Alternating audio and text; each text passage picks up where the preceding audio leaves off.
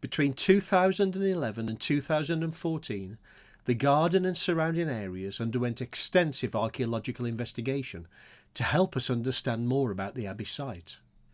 What you will see now is as a result of what we found out.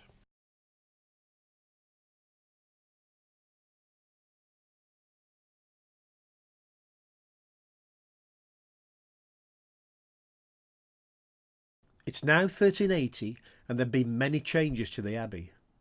There's evidence that the cloister was made much bigger, along with the rest of the buildings. To your left you can see the tops of the refectory and the kitchen, now separate buildings.